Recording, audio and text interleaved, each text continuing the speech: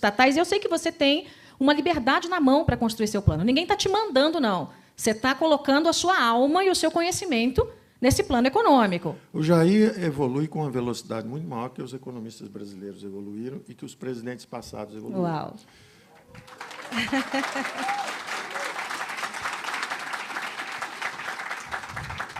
Os economistas brasileiros levaram alguns anos. Então, primeiro congelaram preços, depois congelaram a poupança. Quando viram que não dava certo, vieram com um plano real bem melhor, porque tinham um fundamento importante, a política monetária. Mas esqueceram dos outros fundamentos. Então, quando você faz uma política monetária muito forte, mas deixa solta a parte fiscal, o que acontece? O juro vai para a lua. Então, nós fizemos um plano que levou nossa dívida de a dívida está chegando agora a 4 trilhões, 3 trilhões de %. Lembrem-se que lá atrás era coisa de 200 bilhões. Então, o que adianta se você pisa no freio monetário, mas pisa no acelerador fiscal? O carro sai andando de lado. É. Então, nós tivemos... E depois os tucanos não entendem por que perderam 4 eleições seguidas. Porque eles agradaram o andar de cima. Juro alto, o Brasil virou o paraíso dos rentistas e o inferno dos empreendedores. É. Subiram impostos, subiram os juros, empurraram o câmbio para baixo. Aí o Brasil cresce mediocremente 2, 3, 4 anos. O Lula tinha perdido 3 eleições. Com o tucano, você acaba elegendo. Na quarta, você acaba elegendo o Lula. E aí, quando o Lula entra, descobre que, em vez de pagar 300, 400 bilhões de juros por ano aqui na Faria Lima, pega só 10 milhões e joga no Bolsa Família. O Lula incluiu o pobre no orçamento público e, merecidamente, ganhou algumas eleições. Se perdeu também pela mesma razão. A mesma razão. E é interessante isso, como é um inglês, Lord Acton, todo poder corrompe. O poder absoluto corrompe absolutamente. Então, uma coisa são os militares anti-ameaça, de esquerda, etc., fazem a intervenção, derrubam a inflação, e aí começam a estatizar. E a estatização vai subindo. A infraestrutura está lá, foi feita. Telebrás, Eletrobras, Siderbras, Portobras, Nuclebras, está lá, enorme. Ora, a democracia, isso é uma chuteira 44 de um jogador de futebol, de um back do Corinthians. Aí entra a democracia, com as suas singelas aspirações. Educação, saúde, segurança. É um sapatinho de bailarina, 36. Você está com a chuteira 44. O que é um bom governo? O governo que faz a reforma do Estado. Ele fala o seguinte, missão cumprida na infraestrutura, a base está no país, o que eu faço agora? Vamos privatizar. Chama o setor privado. Quem é que vai gastar agora com a Eletrobras? A Eletrobras está quebrada. As distribuidoras estão quebradas, estão sem recursos. Tem déficit. E tem que investir nos próximos anos, se o Brasil for crescer. De onde vem esse dinheiro? Se o governo está quebrado, não tem segurança, não tem saúde, não tem educação, não tem nada. De onde vem esse dinheiro? Privatiza, vende a chuteira 44, mata a dívida.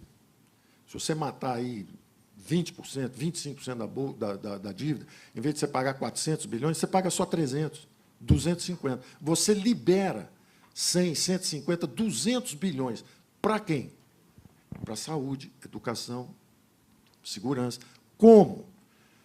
Descentralizando. Eu digo para o Jair, você vai ser o primeiro presidente da República, em 40 ou 50 anos, que vai amputar seus próprios poderes.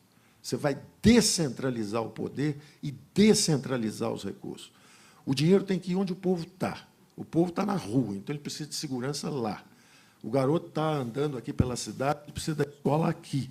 Não é no toma lá da cá de 42 ministérios em Brasília. Ao contrário, é regenerar a classe política. A classe política tem medo.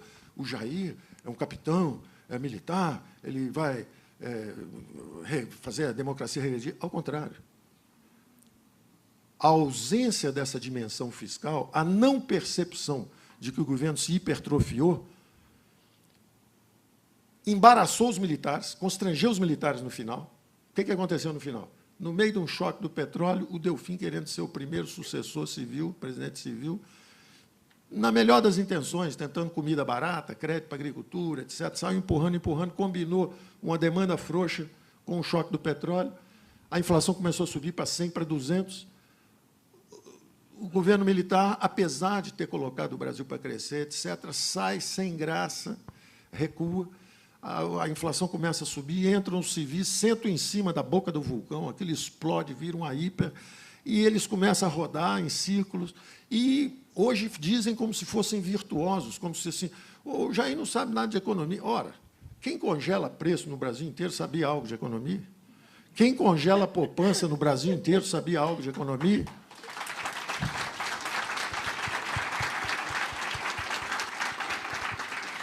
Melhor não saber assim, né? Quem bota a taxa de juros a 70% ao ano, no ano seguinte 60%, no ano seguinte 50%, passando uma década com juros astronômicos, aí só faz o câmbio afundar, então você desindustrializa o país e se endivida em bola de neve, aí queima 50 bilhões de dólares, aprova uma emenda da reeleição de forma suspeita, um erro fatal.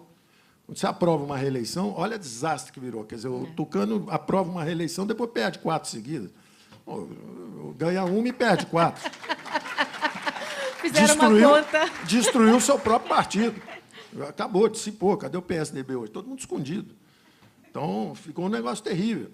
E não tem erro novo que o PT tenha cometido, não. Ele só cometeu... Eu disse isso à presidente Dilma. Falei, olha, o seu erro foi cometer todos ao mesmo tempo, numa intensidade nunca vista.